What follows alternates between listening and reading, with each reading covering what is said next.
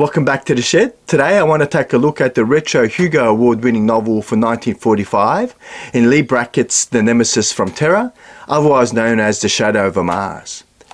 Now, this story was first printed in Startling Stories magazine in 1941, the Pulp Fiction magazine. Now, Startling Stories was really targeting that young reader audience, which will sort of come into play when I talk to what I liked and what I didn't like in this particular novel. I will also be providing a plot overview and making some recommendations, so I hope you stick around for that.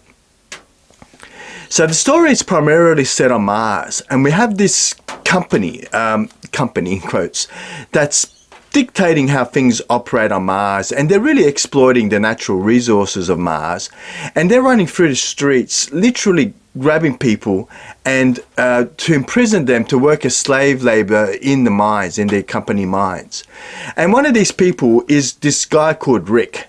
So we find that as the novel begins, he's on the run. The company's actively chasing him down, and he happens to run into this house where there are some older Martians in there, and one of them proclaims and prophesizes over him that he's going to be the ruler of Mars somehow, that he's going to be this shadow over Mars, some kind of prophetic imagery where he will rule Mars is what it's interpreted as. But there are some altercations, some things don't quite go to plan, and he's back on the run from the company. And what we find is that he's captured and taken down to the mines as slave labor. On the other hand, we have Mayo. She's this Martian rights activist leader, and she's sort of rallying the Martians to try to get away from this company and have an independent Mars.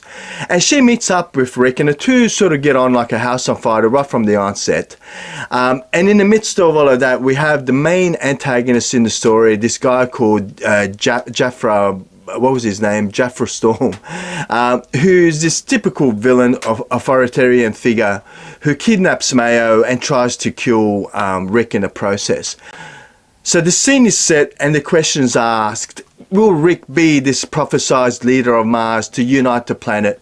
Will Mayo's Martian rights activist party have a part to play in Martian's future?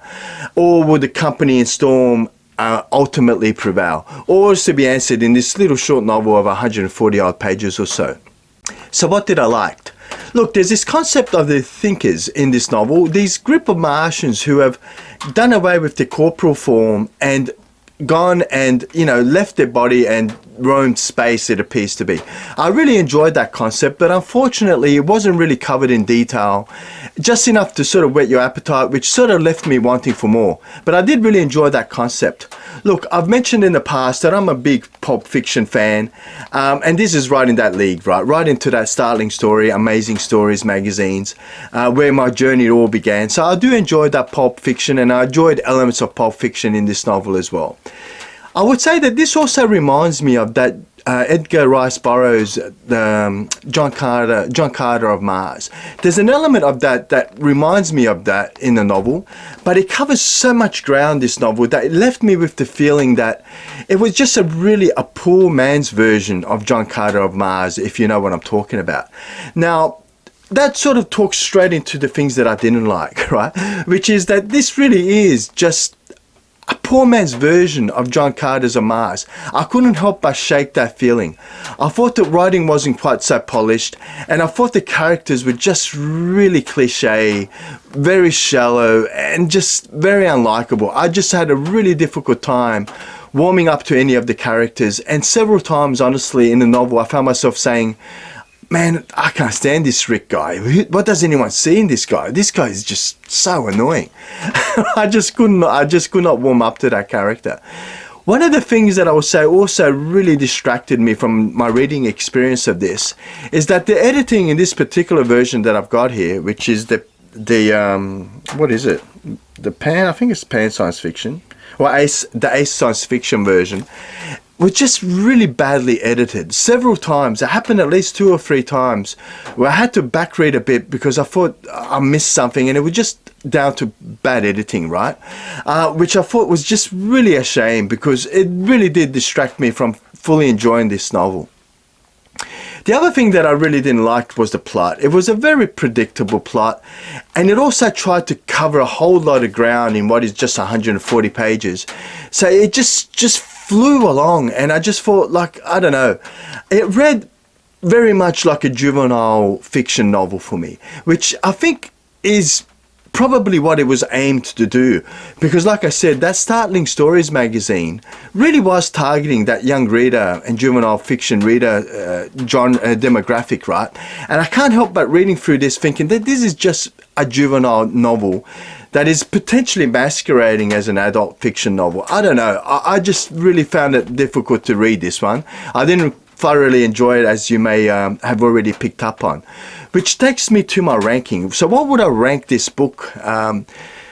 Because it's got a whole lot of stuff that really is interesting, but just didn't really go the next level for me. And I know that there are a lot of people that absolutely love Leigh Brackett. And this is my first or second reading of Leigh. This is her debut novel. And I've got to say that, you know, I'm going to rank it a 2 out of 5. I really struggled. There were some areas that sort of made me think, yeah, this is maybe 2.5 to 3 out of 5. But really overall, because of the bad editing, because of the poor characters, because of the weak plot, I just really struggled making this anything more than a 2 out of 5 novel. So who would I recommend a 2 out of 5 novel to? Look, like I mentioned, Leigh Brackett has got a pretty big audience on the BookTube sort of market. And I think for right reasons. But this, I would say, don't start your Leigh Brackett story if you're anything like me with her debut novel. I just found it with a whole lot of gaps in the characters and just not a whole lot of enjoyable reading.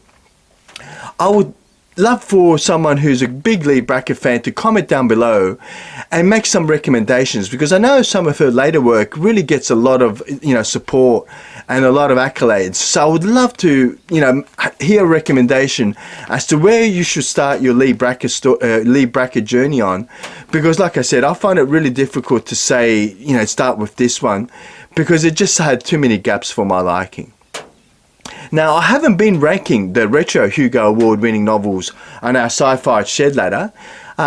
If that's something you think I should add, there's a couple of books that come to mind that I've got on the stack behind me here that are Retro Hugo Award winning novels.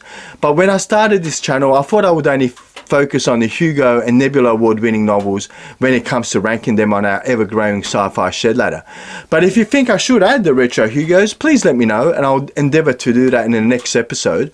But look, if I was to rank this one, it would be right at the bottom right now. I just really could not rank this novel above any of the others we've covered today on our Hugo Award winning ladder. Hey, I hope that doesn't dissuade you though from reading Leigh Brackett, because like I said, I think there is something to say about her writing, even in this novel here, which I didn't, you know, highly rate. But I do know there are a lot of people that really enjoy Leigh Brackett's writing, and I'm looking forward to reading one of her other novels. So again, I really would love to hear your recommendations down below. Thank you again. This has been the Sci-Fi Shed. It's getting cooler again, and I hope to see you next time in the shed.